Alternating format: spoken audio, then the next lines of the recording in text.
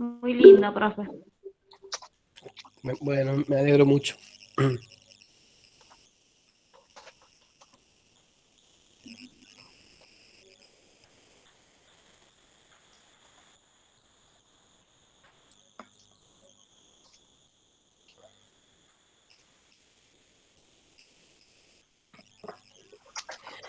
Bueno, buenas tardes. Mientras el profe prepara ahí su presentación, yo voy a aprovechar para hacer unos avisitos parroquiales, tanto de profesorado de inicial como de primaria. Eh, Decirles que los trabajos están todos, digamos, recepcionados, están todos aprobados. En el transcurso del día van a recibir la devolución en el aula virtual. Más tardar algunas compañeras, si se hace muy largo la labor, vamos a decir, lo tendrán en el día de mañana, pero la guía número 1, en síntesis, han podido comprender la importancia de los encuadres y marcos legales, vamos a decir, de la educación en contextos de encierro y, bueno, estos primeros acercamientos a la articulación entre la modalidad del sistema educativo con el sistema penitenciario, ¿no? Estas dos lógicas distintas, institucionales, que tienen que coexistir, que tienen que convivir y bueno, tienen que ir produciendo el acceso al derecho a la educación de las personas privadas de la libertad, ¿no? Más allá de que, como decimos siempre, están privadas de la libertad, pero en ningún momento están privadas de acceso al conocimiento, de poder seguir estudiando, de poder seguir formándose, educándose y, por supuesto, vamos a decir, construyendo su proyecto de vida, ¿no? Creo que uno siempre piensa que mientras exista proyecto de vida todo es posible. Así que en ese sentido, bueno, avisarles a todas, a todos los grupos, muchas gracias. La verdad ha sido eh, muy cómodo para mí poder descargar todas sus producciones porque han cumplido el pie de la letra con lo que insistimos con el profe, esto de que cada una se tomara el trabajo de subir la producción en su espacio particular, digamos, entrega de tarea dentro del aula virtual. Y bueno, lo mismo le vamos a solicitar para esta guía número 2, ¿no? Bueno, ya he visto que algunas de las compañeras han estado subiendo. Así que bueno, profe, eh, si usted le parece y puede o quiere comenzar, adelante nomás. Muchas gracias. Cualquier cosita, como siempre, chica, estamos a un clic de distancia, vía aula virtual, vía correo, vía el grupo de WhatsApp. Bueno, buenas tardes, chicas. Perdón, estaba un poquito ausente, estaba respondiendo un mensaje mientras estaba hablando el profe, que me estaban hablando de tesorería, profesor. Bueno, gracias, profe. Este, bueno, la verdad que lo de hoy es un complemento a lo que ustedes han venido trabajando y nos parece que es un complemento necesario desde el punto de vista de considerar que hemos ingresado a hablar de la educación en los contextos de encierro como una modalidad del sistema educativo argentino. Bueno, hemos empezado a considerar lo que implica la educación en el encierro, hemos de alguna manera mirado experiencias de cómo se desarrolla en Argentina desde algunos programas institucionales, por ejemplo, como es el de la Universidad de Córdoba, que hace más de 10 años que viene desarrollando la pedagogía carcelaria en las unidades penales de la provincia de Córdoba, como uno de los casos más prototípicos. Y ahora lo que queremos en esta reunión de hoy, que no es muy larga, justamente, es reflexionar un poquitito sobre estos dos componentes de lo que estamos hablando antes de que pasemos al nuevo eje, que tiene que ver con qué es la educación y qué es el encierro.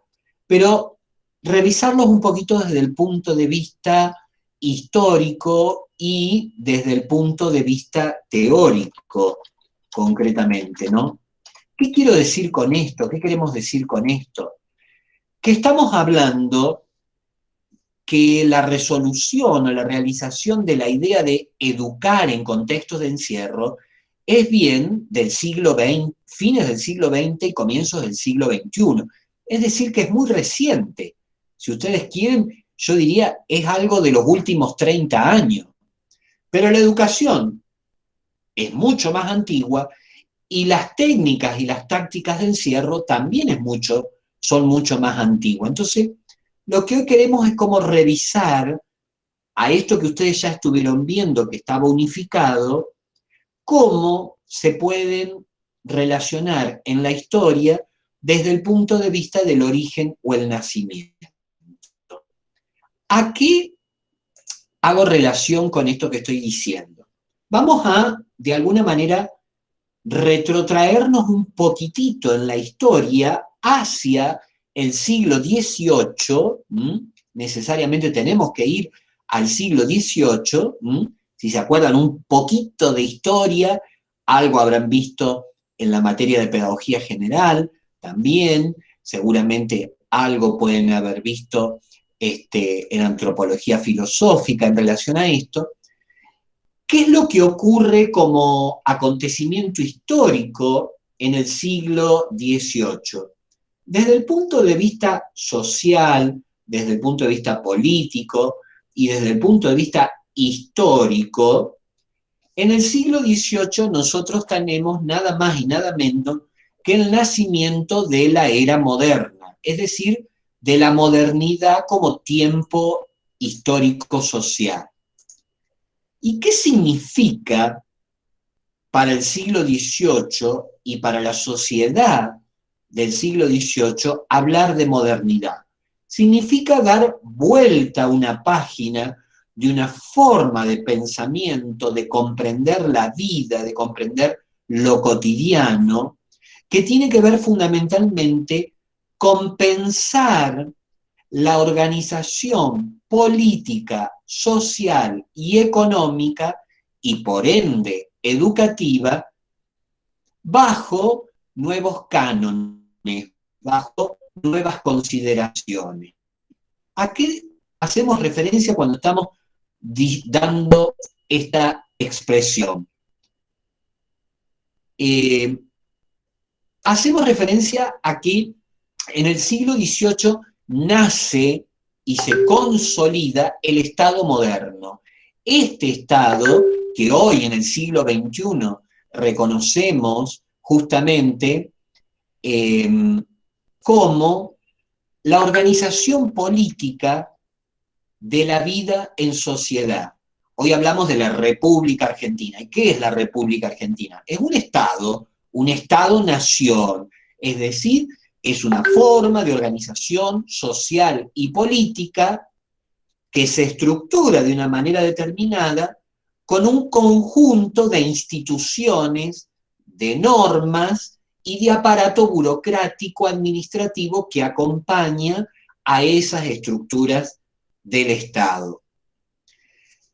El nacimiento del Estado moderno en el siglo XVIII tiene que ver fundamentalmente con acontecimientos históricos que se llamaron en la historia del pensamiento las revoluciones burguesas. Las revoluciones burguesas. La más prototípica, ustedes la habrán estudiado en la escuela secundaria, es la Revolución Francesa. Es una de las 3 revoluciones burguesas que dan origen a la consolidación de los Estados-nación. ¿Qué ocurre en la Revolución Francesa?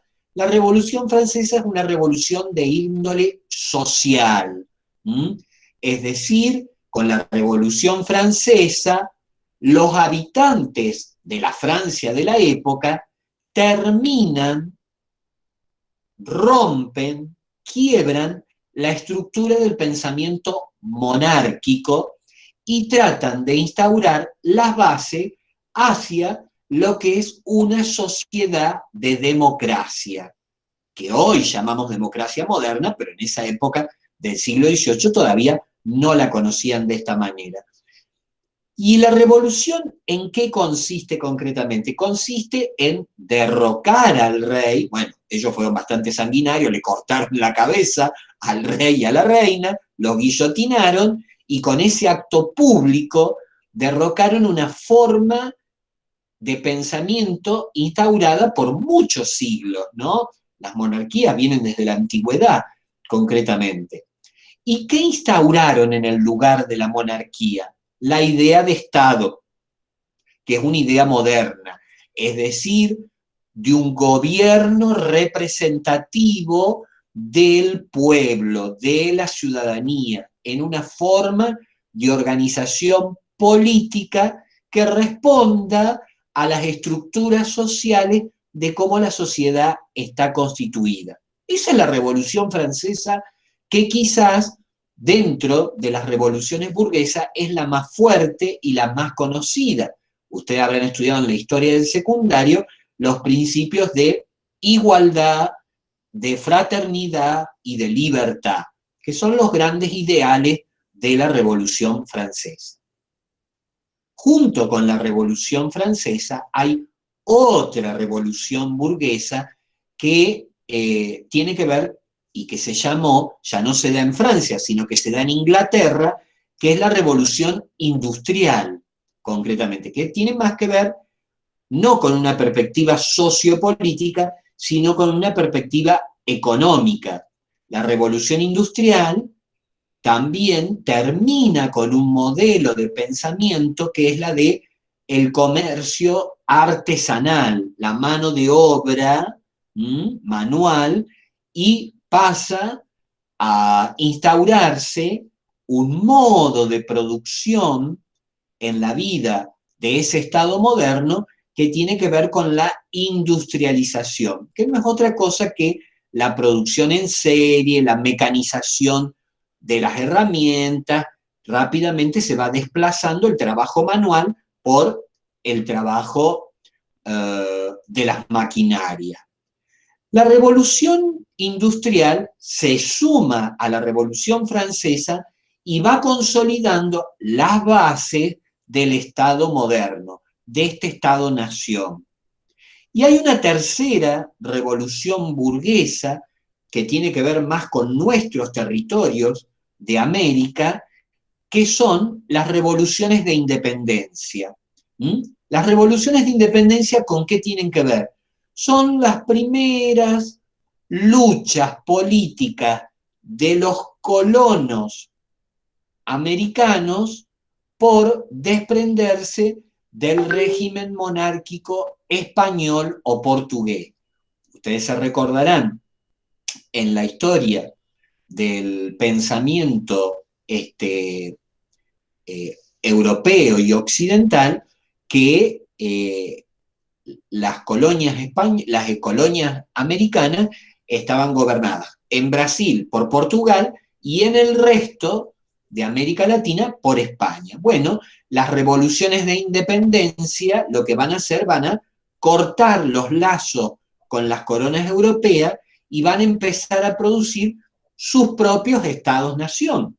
En esas revoluciones de independencia, por ejemplo, está la revolución del Río de la Plata, la de 1810. No es casual que en 1810 se produjera un movimiento independentista en este territorio. Esto tenía que ver con una filosofía política y social de independencia de la monarquía que los franceses habían destruido y derribado en la Revolución Francesa. ¿Por qué cito estas tres revoluciones? Porque estas tres revoluciones, que se llaman en la historia revoluciones burguesas, dan origen al Estado moderno. ¿Y por qué será importante el Estado moderno para nosotros que estamos estudiando educación en contextos de encierro? Lisa y llanamente porque en ese Estado moderno surgen una serie de instituciones sociales que son nada más que la escuela, nada más y nada menos, que la escuela como forma de organización de la instrucción pública y la cárcel como forma de dominación y control de la legalidad de la ciudadanía. Es decir, que la educación en contexto de encierro es bien del siglo XXI, de fines del siglo XX, pero abreva, se origina en dos instituciones sociales que fundan la modernidad: la escuela el sistema educativo y la cárcel y el sistema carcelario. En el siglo XXI, esas dos instituciones se fusionan, siguen existiendo, la escuela es escuela y la cárcel es cárcel, pero se fusionan para crear este mecanismo que es la pedagogía carcelaria o la educación en contextos de encierro. Los historiadores del pensamiento, y eso es lo que por ahí a mí me interesa reflexionar en el día de hoy, justamente, he hecho toda esta pequeñísima introducción histórica para situarnos, los historiadores del pensamiento sostienen que tanto la escuela como la cárcel son formas de disciplinamiento social. Son formas de disciplinamiento social. Yo, a ver si me permite, sí, creo que sí, me va a permitir compartir para que ustedes vean un pequeño esquemita de un texto que ya les hemos puesto justamente en la página, en el aula, perdón, concretamente. ¿Se está viendo ahí, profe? Uy, espere que se me achicó. Deme 2 segundos que no sé qué Sí, ahí esto. se ve muy bien. Ahí está, se me había achicado. Bueno, fíjense en ustedes en ese primer cuadrito, en relación a lo que estamos diciendo nosotros ahora, ¿qué es lo que dice? Que hay una modernidad temprana, ¿no es cierto? ¿Qué significa esa modernidad temprana? Lo que recién decíamos, la formación de los estados modernos, el nacimiento de las democracias representativas. ¿Qué es una democracia representativa? La democracia que tiene Cámara de Diputados y Cámara de Senadores. Todas ustedes son ciudadanas argentinas y todas ustedes han tenido que votar a sus representantes. ¿Qué es votar a los representantes? Es vivir en un sistema de vida democrático propio del Estado moderno.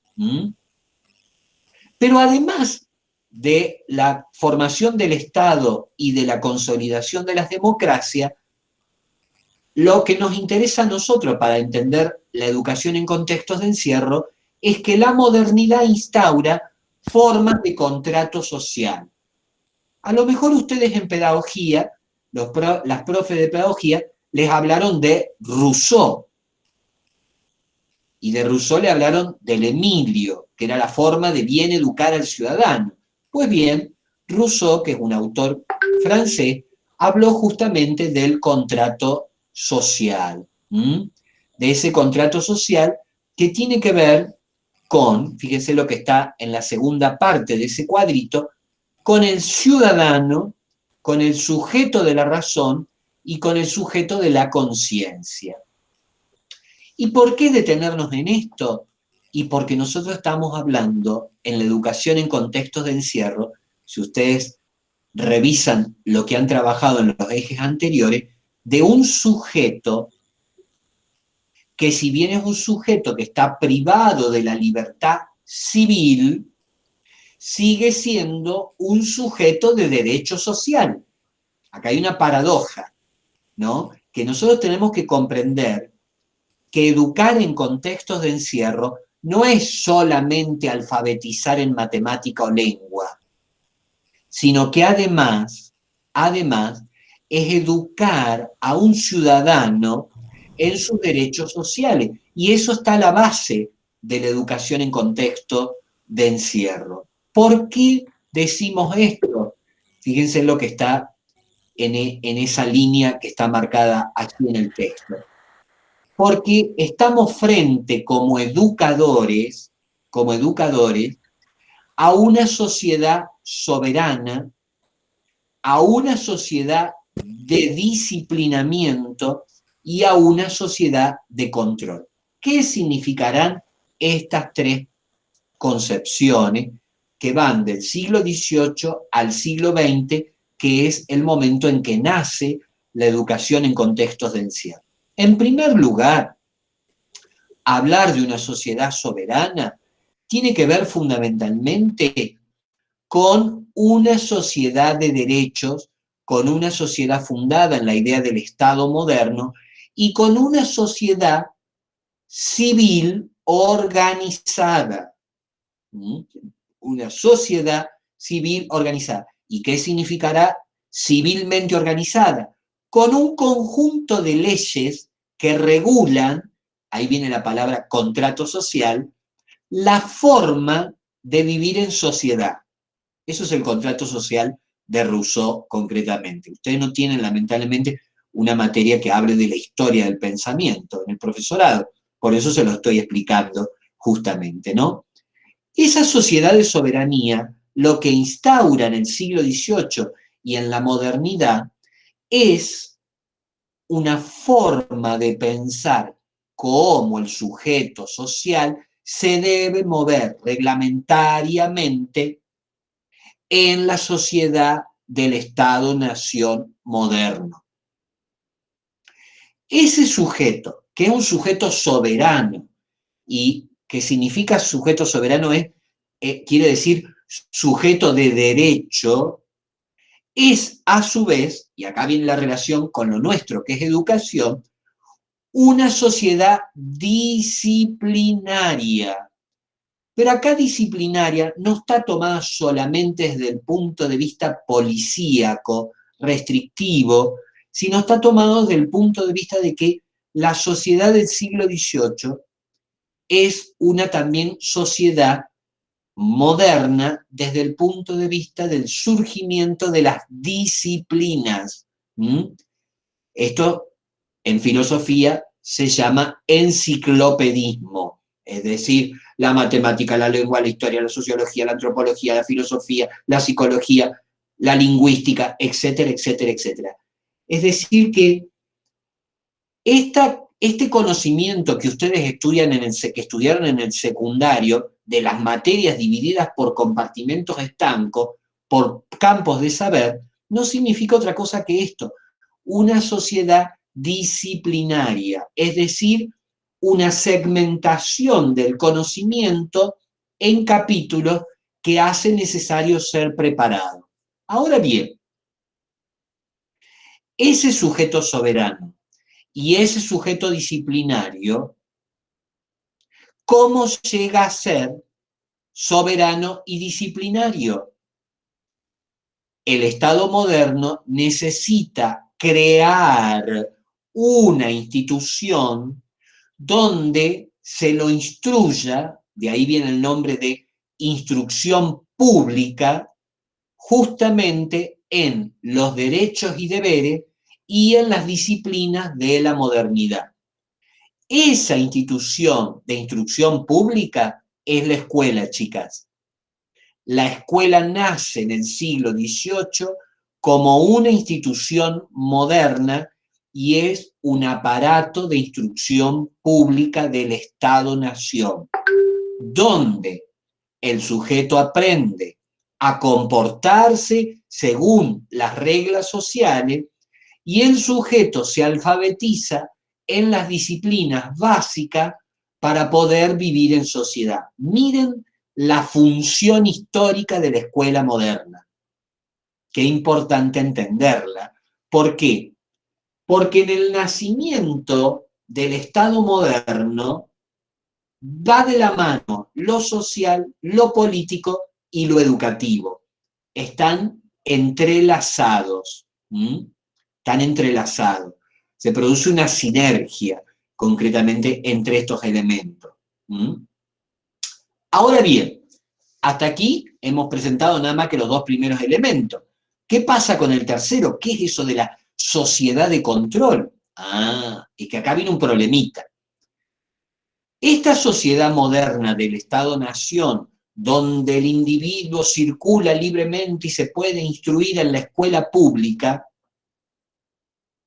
tiene que crear formas de control social para que todos los ciudadanos cumplan los deberes de cómo se vive en sociedad del Estado moderno. ¿Y qué pasa cuando el ciudadano no cumple sus deberes?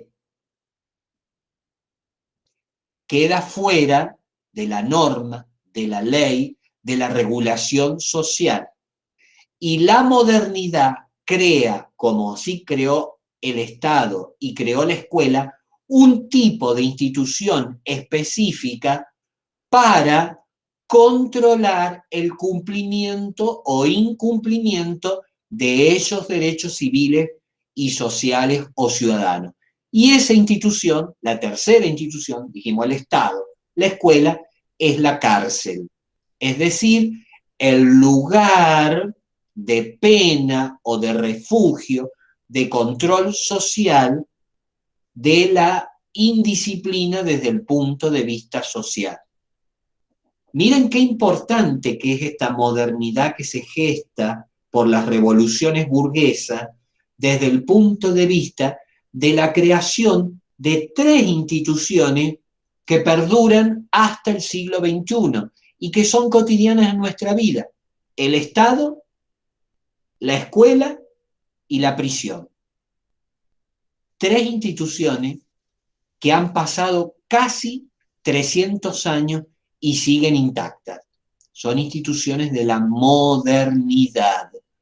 Son instituciones que en definitiva van a trabajar sobre el contrato social y las formas de disciplinamiento. ¿Y por qué hablamos de las formas de disciplinamiento?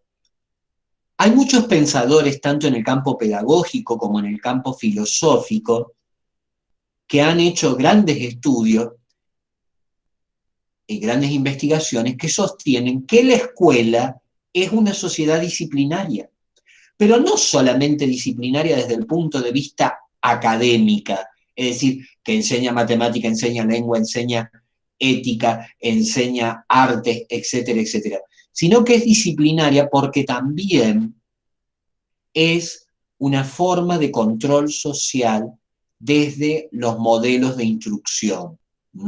Fíjense lo que está puesto allí. Miren lo que dice en el tercer cuadrito, ¿no? En relación a la escuela. Algo que nosotros hemos terminado naturalizando dentro de la educación, pero que tiene que ver con este modelo de control social. Los niños se agrupan en alineamientos obligatorios según la edad, según los resultados, según la conducta, etcétera, etcétera, etcétera. Estas y otras formas de agrupamiento no tienen nada más que ver, sencillamente, con la forma de control social y de vigilancia de los individuos. Esto no es ni bueno ni malo, no estamos haciendo juicios de valor. Lo que estamos explicando es que estas instituciones tienen un origen histórico, social y político, y ese origen les va a dar una impronta a lo largo de la historia que hoy nosotros, cuando hablamos de educación en contextos de encierro, tenemos que considerar. ¿Para qué? Para no ir alegremente cuando nos toque ser maestros de educación primaria en la cárcel y creer que todo se resuelve dando matemática o lengua. Porque un maestro carcelario, además de trabajar un conocimiento disciplinar, está trabajando también derechos sociales y formas de control social. ¿Y esto por qué lo decimos? Porque si ustedes se recuerdan, el primer eje que nosotros hicimos alusión en este optativo de la modalidad, empezamos hablando del sujeto moderno como un sujeto de derechos y un sujeto de derechos equitativos e iguales. Y esto no es menor, esto no es menor. No porque nosotros lo queramos inventar, sino porque la Ley Nacional de Educación, cuando habla de la modalidad, habla de este sujeto de derecho. No habla solamente de un sujeto de disciplinamiento académico, sino que habla de formas de socialización que tienen que ver justamente con qué significa educar, qué significa educar a un sujeto que está privado de la libertad física, pero no está privado de la libertad social. Al contrario, el Estado está garantizando esos derechos a partir del acceso a la instrucción pública. Por eso es una ley nacional y por eso ustedes, maestras, pueden trabajar en una unidad penal o en una unidad de detención de menores como maestras de grado primaria, concretamente. Porque las instituciones de encierro se caracterizan justamente, fíjense en ustedes, por un control estricto del tiempo.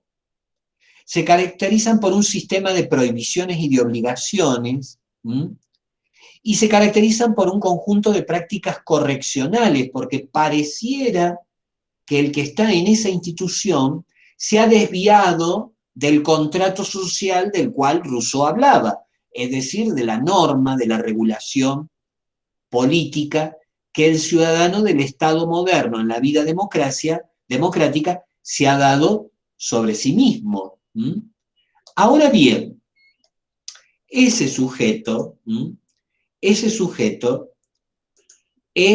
el sujeto que a nosotros nos interesa en la educación en contextos de encierro. No es cualquier sujeto, ni puedo tratar a ese sujeto como a un niño de 6 años o como a un niño de 11 años, sino que es un sujeto privado de la libertad individual, pero un sujeto en pleno ejercicio de su libertad social individual en el contexto carcelario. Por lo tanto, es un sujeto de derechos. Tiene derecho a la recreación, tiene derecho al tiempo libre, tiene derecho al esparcimiento, tiene derecho al libre desempeño en los contextos institucionales carcelarios y además tiene derecho aquel que no ha accedido a la instrucción pública, porque es obligatoria por ley nacional de educación. ¿Por qué todo esto? ¿O por qué este alto en el camino? Porque no queremos, o por lo menos desde la impronta de cómo estamos pensando este optativo de esta modalidad, no queremos que se tome a la educación en contextos de encierro como una modalidad más y se pase desapercibido la implicación y la envergadura de qué significa educar en contextos de encierro. Discúlpenme que yo siga haciendo hincapié reiterativamente en esto, pero educar en contextos de encierro, ser maestra o maestro en contextos de encierro, no significa solo educar en matemática o lengua. Eso es alfabetizar, no es educar. La ley nos dice educación en contextos de encierro. Por lo tanto, es una integralidad y en el centro de esa integralidad está la persona humana. Y esa persona humana, por ley definida, es un sujeto de derecho, no un sujeto de privación. De lo que está privado es de la libertad física, pero eso es temporal. Bueno, para algunos es para siempre, ¿no? De acuerdo a la condena que tiene.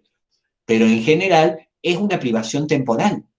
Por lo tanto, ese sujeto es sujeto de todos los restantes derechos, menos el de libre tránsito en el Estado moderno.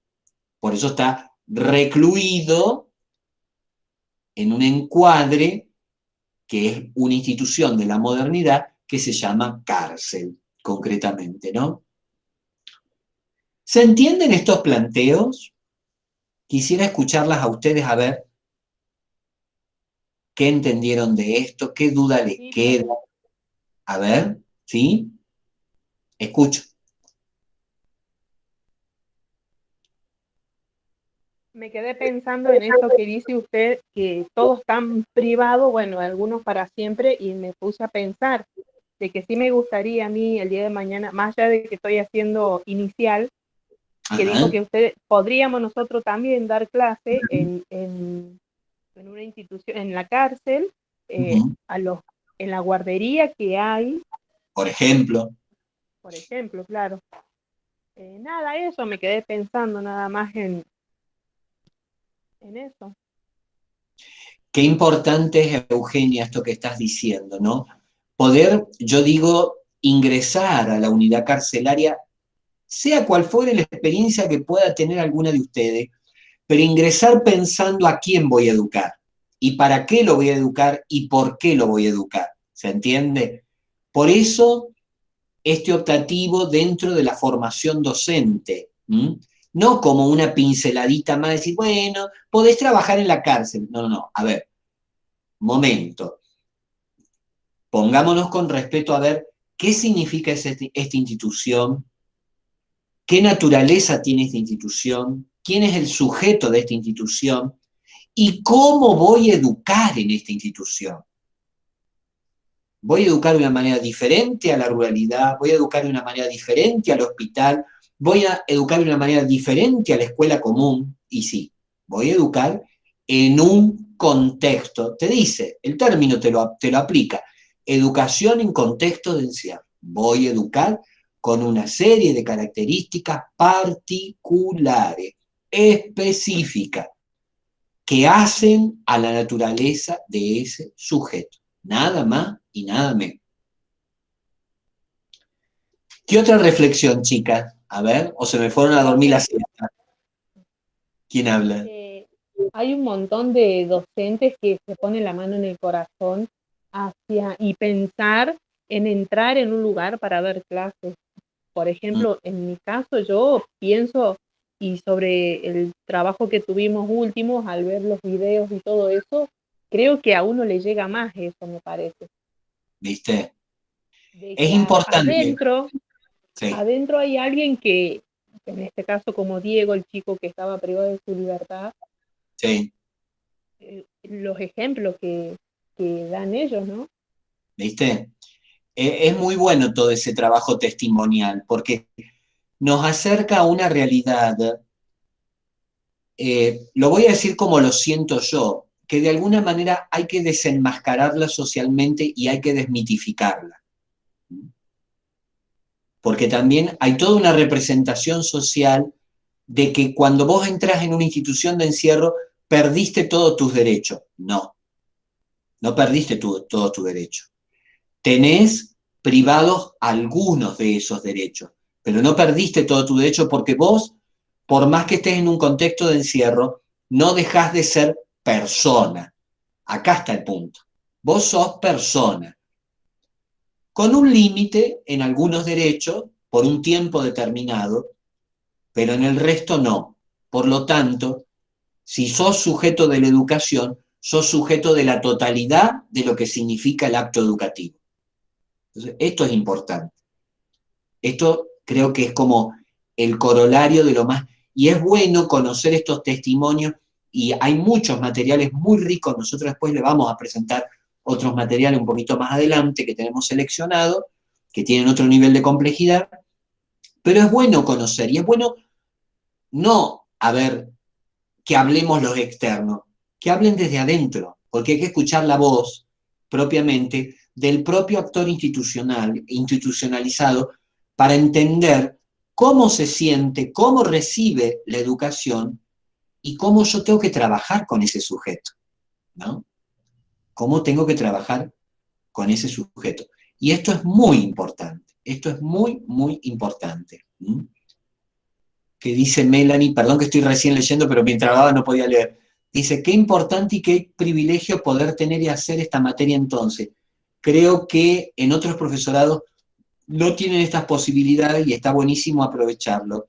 La importancia de conocer que no son solo sujetos privados de la libertad es sumamente valioso para poder tener otra mirada, bueno, con esos niños, no son niños, son jóvenes o adultos, pero sí, con esas personas, tal cual Melanie. Qué bueno lo que decís.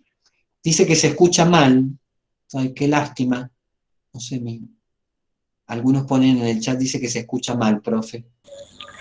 Sí, se escucha entrecortado, pero se termina entendiendo la idea. debe ser la señal, seguramente.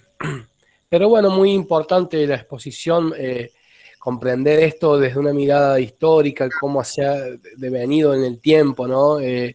Pensaba de pronto, uno nace, digamos, en una sociedad históricamente ya construida que sigue en ese proceso, digamos, de construcción y ya desde la familia, vamos a decir, tiene sus regulaciones de control, ¿no? Después en la escuela ya no está más en la casa, pero sigue como aprendiendo el sujeto a regularse, digamos, a compartir o a coexistir mediante normas, digamos, acuerdos, esta idea de contratos en las instituciones. Y bueno, después en algún otro tiempo habrá sido el cuartel o pasábamos después a la fábrica, ¿no? Y cada institución va teniendo, de alguna manera, sus formas normativas de control, sus formas de regulación del comportamiento. El hospital también lo tiene, ¿no? Y bueno, y la prisión es la institución, vamos a decir, de encierro y de control por excelencia. Y en ese sentido, si bien somos sujetos estamos sujetos a las normativas, a las regulaciones sociales, a la convivencia, o para la convivencia, mejor dicho, creo que es importante no perder de vista digamos, esta ontología integral de lo que significa pensar al sujeto privado de su libertad como sujeto de la educación, ¿no? Claramente usted lo dijo, digamos, sin tapujos, esto de que y bueno, y la ley también lo manifiesta, ¿no? Pero vamos a decir, volvemos a repetirlo, en muchos casos lo que mencionan las leyes, digamos, o en los encuadres normativos en cuanto a la modalidad de encierro, ¿no? O vamos a decir, lo que plantean nuestras leyes que regulan digamos, a la educación como contexto del encierro, como modalidad del sistema educativo, muchas veces no se concreta, digamos, o no se consuma, ¿no? Esto de que pueden hacer deportes, pueden hacer recreación, de que deben tener una vida también al aire libre, digamos, formarse en otros aspectos que también hacen al desarrollo integral para la vida, ¿no? Del ser humano y por ende a la calidad. Muchas veces se pierde de vista y simplemente, digamos, se visualiza al sujeto, digamos, privado de su libertad como alguien que está cumpliendo, digamos, una pena y lamentablemente ahí queda nuestra mirada, digamos, obturada, cuando en realidad debemos seguir bregando, debemos seguir poniendo en cuestión, debatiendo en estos espacios, ¿no es cierto? O buscar los espacios para poder llevar la viva voz, digamos, de que el sujeto privado de la libertad por ley, digamos, debe o puede, en el peor de los casos, vamos a decir, seguir formándose de manera integral en todos los aspectos de la vida, ¿no? Entonces, eso es importante y bueno, como dice usted, o sea, pensar al sujeto de la educación en el contexto del encierro significa más que pensar un niño al que vamos a alfabetizar, ¿no? Son otras modalidades, otros códigos de comunicación, otras formas de diálogo. Hay un texto de Narodowski muy llamativo, de Mariano Narodowski, que él habla de las instituciones de encierro, o mejor dicho, las instituciones educativas, ¿no? Como secuestro, dice él. Y un término fuerte, ¿no? Esto del secuestro. ¿Y en qué sentido lo manifiesta él? Y dice, claro, porque parecen personas que van a la escuela, pero están como secuestradas, ¿no? Porque no se les permite el desarrollo de su autonomía en plenitud, cuando eso es la búsqueda de la educación integral y la educación, digamos, con todas las letras, con nombre y apellido, ¿no? Y no solamente procesos de alfabetización o la mera transmisión de contenidos de manera lineal. Entonces, esto porque de... esa lectura, una lectura de Mariano Narodowski, chica, es un gran pedagogo argentino, un doctor en educación muy renombrado, por si no lo han escuchado. Es una lectura que Mariano hace apoyado en una teoría, que es la teoría de Michel Foucault, Sí. concretamente, entendiendo a la escuela también como una forma de encarcelamiento o como un dispositivo de poder y de restricción, lo que dice el profe, ¿no? Tal cual. Ya eso está en el plano de una analogía, ya salimos de la cárcel como tal, ¿no? Está más en el orden de la interpretación. Pero es bien interesante porque esto que dice el profe justamente nos lleva a pensar, a ver, estamos hablando de la educación en contexto de encierro como modalidad, pero también podemos hablar de la escuela como un lugar de encierro, ¿no? Es decir, también puede ser una visión mucho más negativa, mucho más restrictiva, y también la escuela como un lugar de control social y como una forma de disciplinamiento. Hay muchísimos autores contemporáneos que hablan de esta cuestión, pero yo estaba tentado a hablar de eso, pero no lo puse, porque en realidad no me quiero salir del contenido educación en contexto de encierro, ¿no? Pero está muy bueno mirar esta analogía también, porque esto a nosotros como maestras, como maestros, como educadores, también nos tiene que llevar a reflexionar la educación en contexto de encierro, no solo por el sujeto privado de la libertad, sino también por la escuela común y las formas de disciplinamiento de cierre, de clausura que también podemos producir en la escuela. Es decir, analógicamente, también la escuela puede ser una cárcel. Digo, analógicamente, ¿no? Comparativamente. Entonces, es un tema como para ir y venir desde el punto de vista reflexivo, si se quiere, ¿no?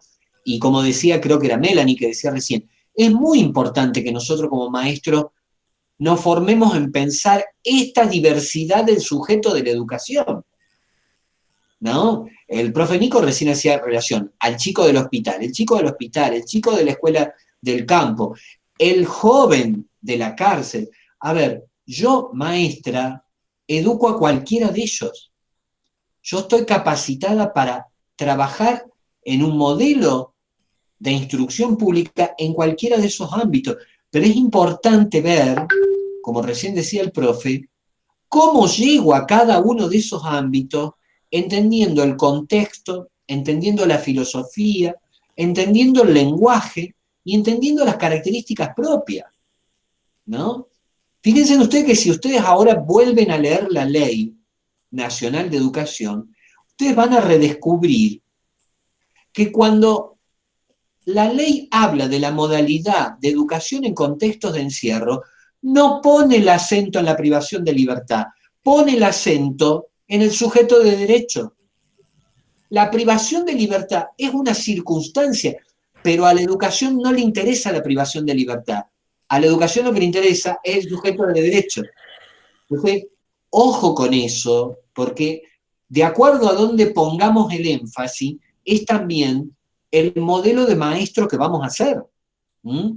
Si vamos a ir a la cárcel a dar clase como una manga de desgraciados, que lo único que tienen que hacer es quedarse en este lugar infecto, mejor no vayamos, porque no estamos haciendo honor a lo que la ley de educación define como educación en contextos de encierro.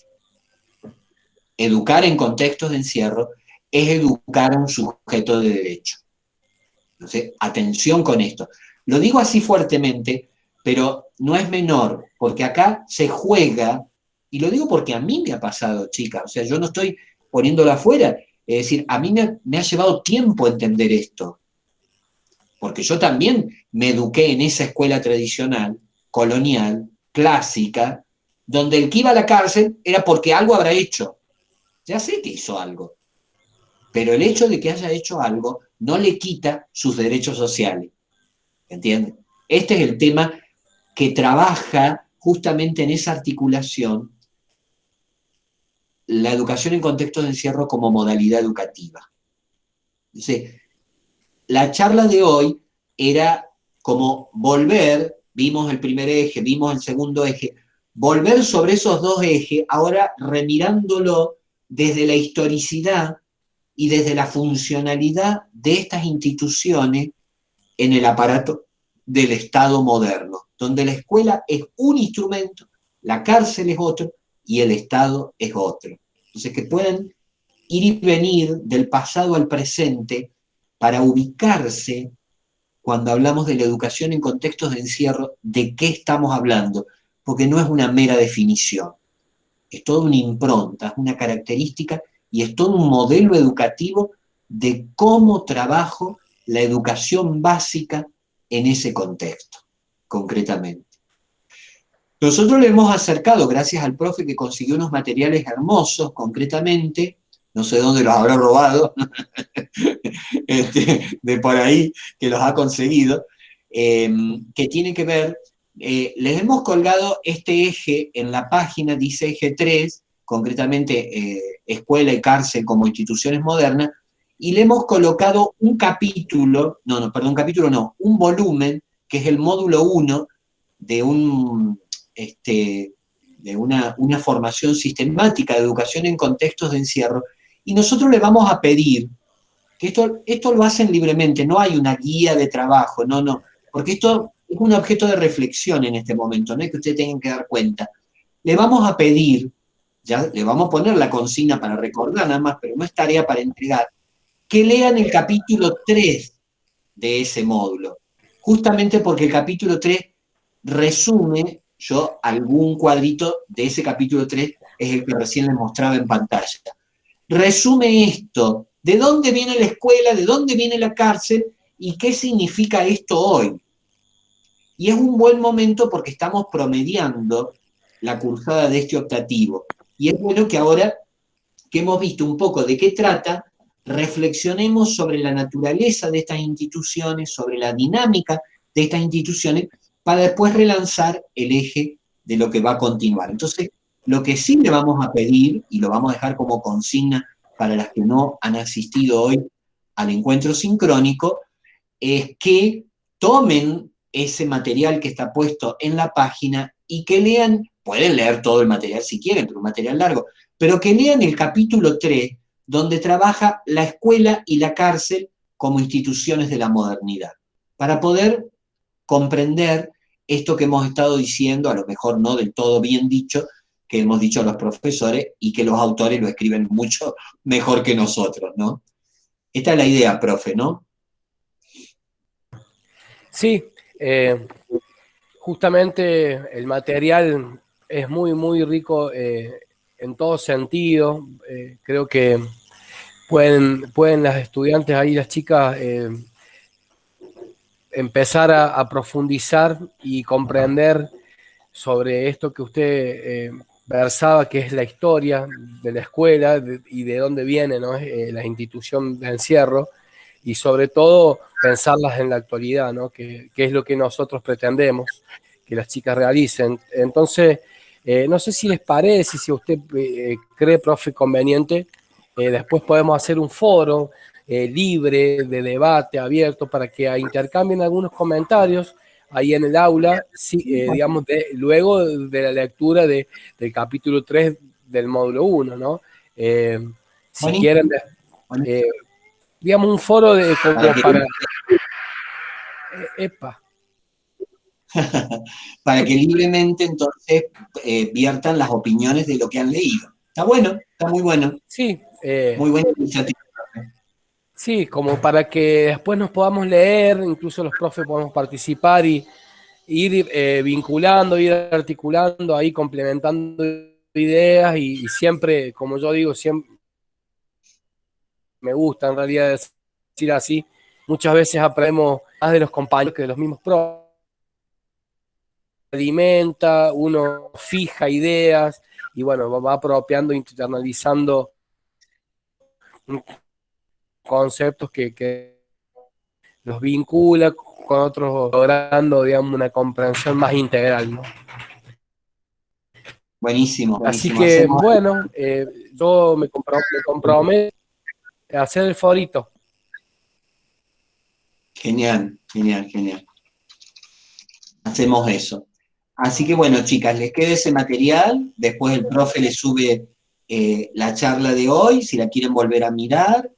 Y bueno, esta semanita es un poquito más de descanso, de relajo, aprovechen a cumplimentar las otras materias, pero no dejen de hacer esa lectura, por favor, para ir complementando esta mirada. Confiamos en ustedes que hagan esta lectura y bueno, después hagan su aporte en el foro que el profe va a crear libremente para verter las opiniones de cada uno. Así que bueno, ¿todo bien, profe? ¿Ningún parroquial?